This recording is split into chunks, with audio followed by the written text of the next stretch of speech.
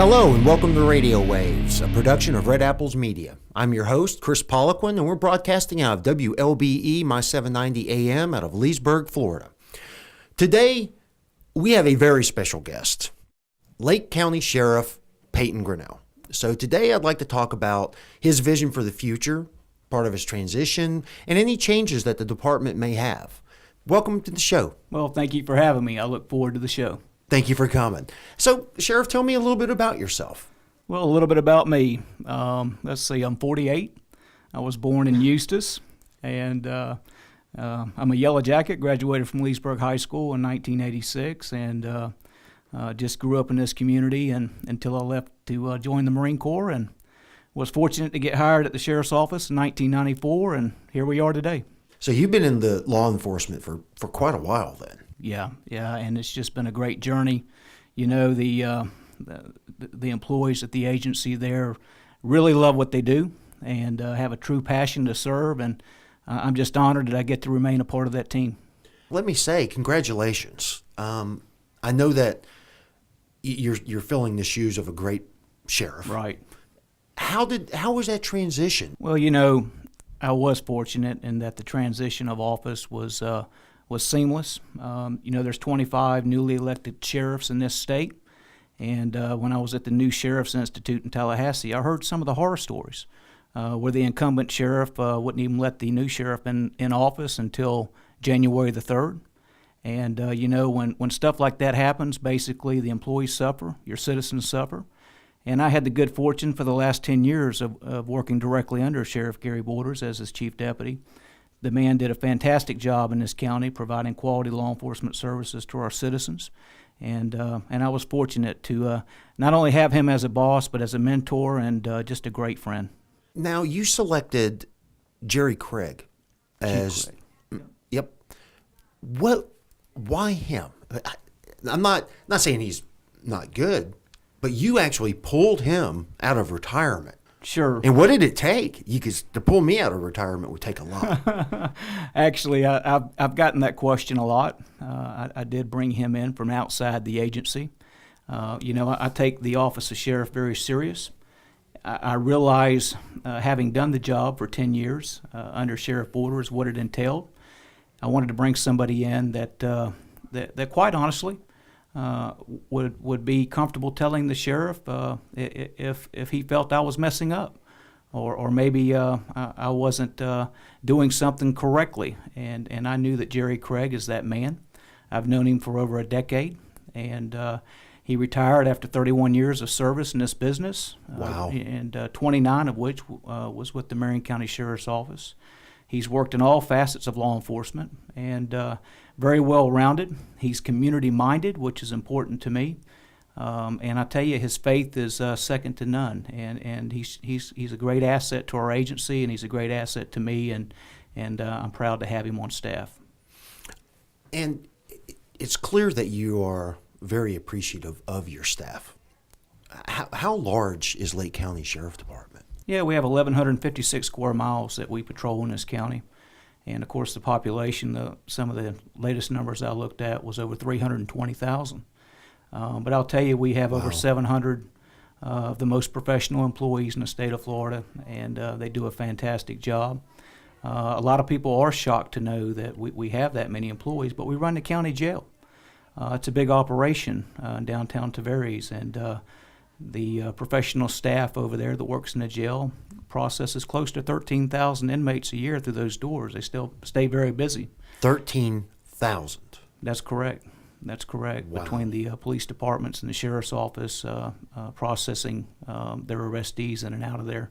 And so it's a full-service operation. And, of course, they have to provide medical and food services for the inmates. And we offer to the public to let them take a tour. It's the only time that they can get out of jail for free.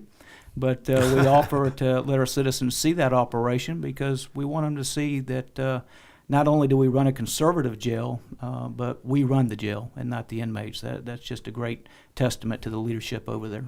As it should be. Right. I know you guys do a lot. And what I'd like to do is get our listeners and our viewers to get a better appreciation of it.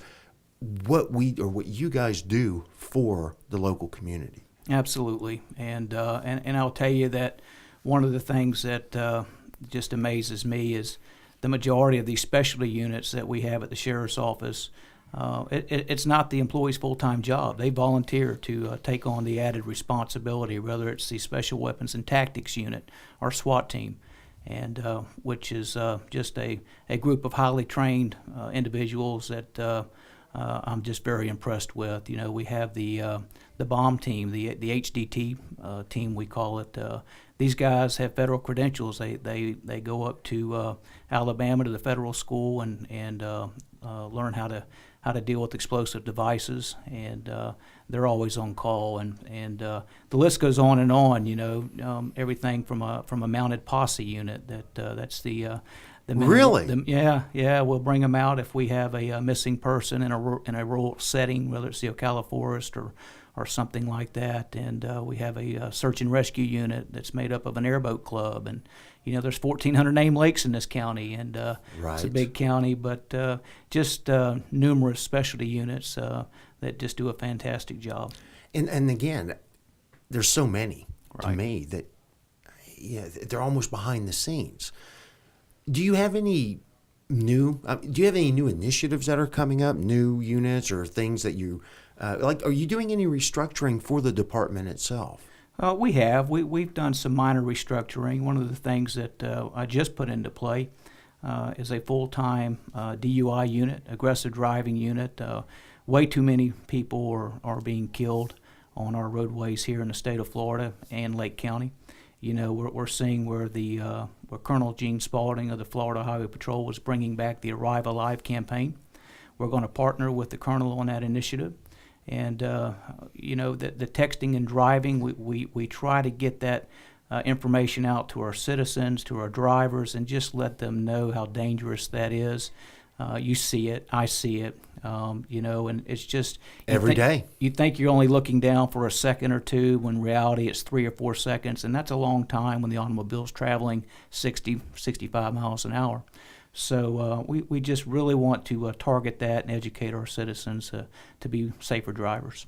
And I heard about another initiative, the Senior Watch, and has that started? Can you tell me a little bit about that? Because that sounds, Sure. again, No, that's something right. that people would take for granted about what the sheriff department does. Yeah, and that's Something that doesn't hit the Right. limelight. Right, and that's one of the reasons we encourage people to go to our website, because these programs are listed on there.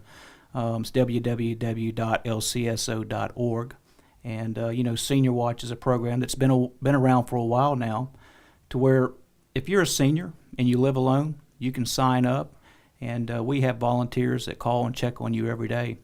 And if you don't answer the phone, we're going to send somebody by your house to see why. And we have stories where we went by the home, and just like you see on television, a senior had fallen and truly could not get up. And because of that deputy sheriff going by there, or one of our citizens on patrol volunteers going by there, we were able to get them the help that they needed. You know, that's just one of many programs that the sheriff's office offers our citizens that may not necessarily be what people would think law enforcement does. No. And you know, how do you get that? How do you disseminate that kind of information? Because I believe that a lot of people, had they known that that program was there, that initiative is out there, that they might actually protect, maybe not the individuals themselves, but say, hey, listen, my mother, my father, I'm 45 minutes away. How do I sign up for this type of stuff, or these type of programs? Right. And you can get all that information off your website? Sure, you Okay. sure can. Okay, the cybercrime unit, because nowadays, anything from stolen credit cards to stolen identities, or how big is this unit? Right. Well, we could put another 20 or 30 detectives in there, and unfortunately stay just as busy as we are now. You know, it's identity theft and fraud in this state is it's very prevalent. You know, over the years, under Sheriff Boulder's leadership, and we would go out in the community and we would talk to our retirement communities about this to try to be proactive on the front end.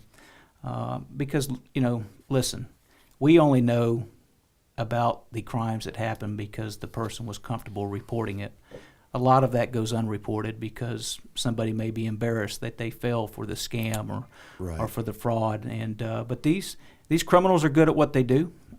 They target a trusting generation, our seniors, and you know that when they believe that your word meant something and a handshake meant something. Right. So that's who the criminals are targeting, and we're going to make sure that we get that out on social media so they'll be prepared to handle whatever the criminal throws at them. Oh, that's great. Well, Sheriff, we need to take a quick break, but when we return, we'll continue our conversation with Sheriff Peyton Grinnell. We'll be right back.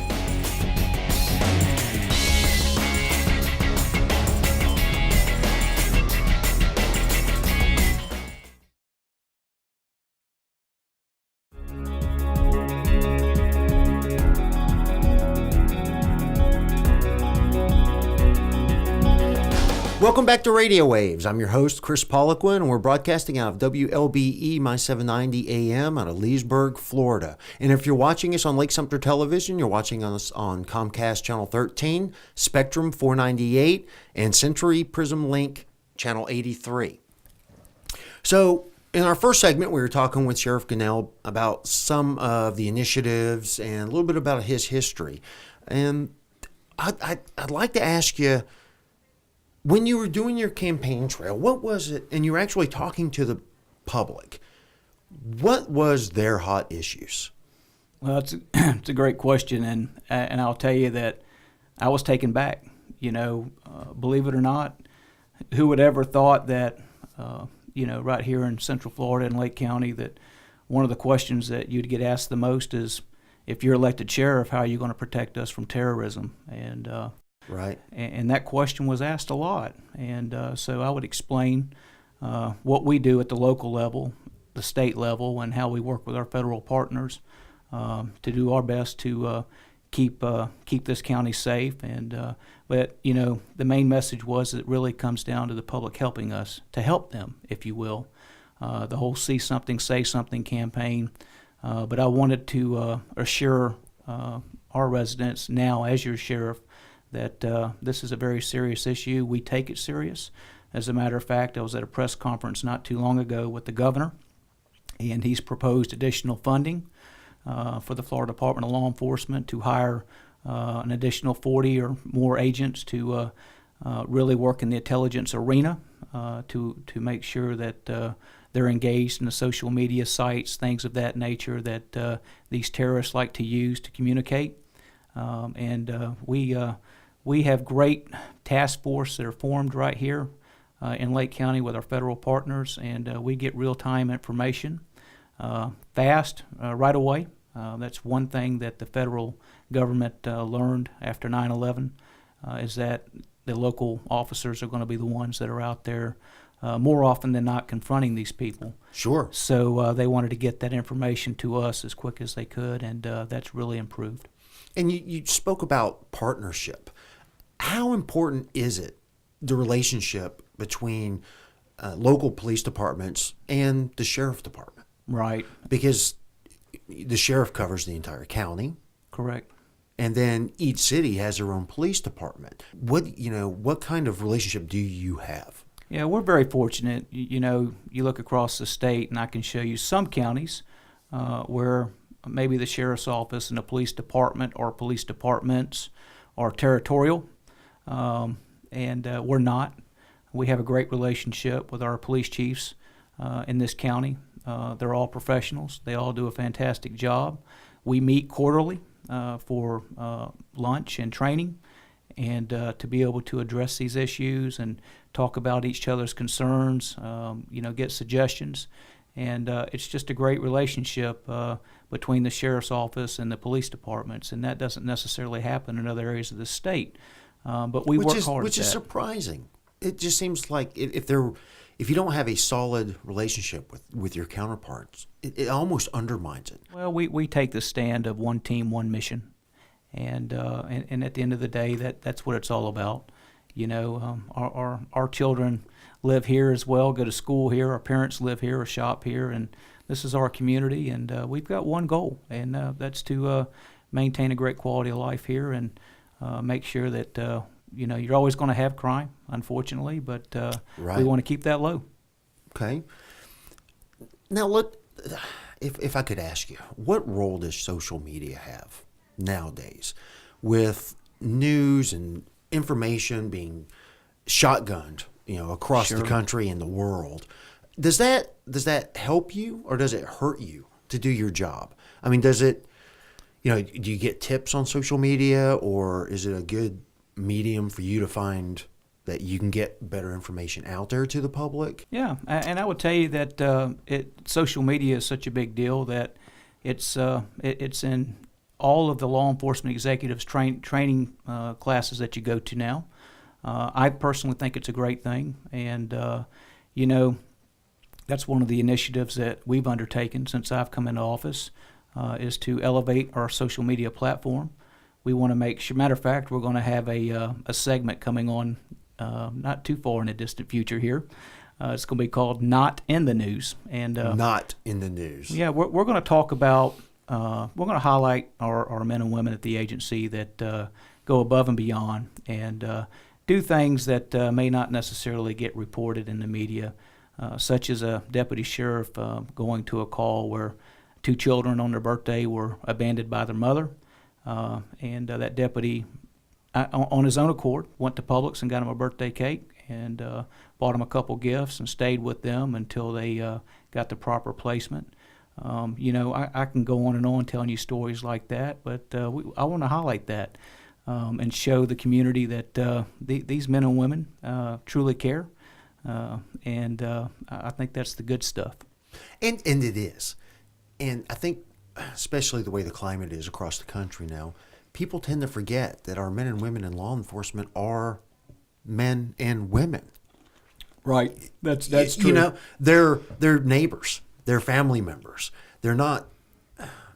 They don't go to law school. They don't go to the academy and be taught how to be a mean person. Or they're men and women, and they're out there doing jobs that a lot of people either can't do themselves or won't do it.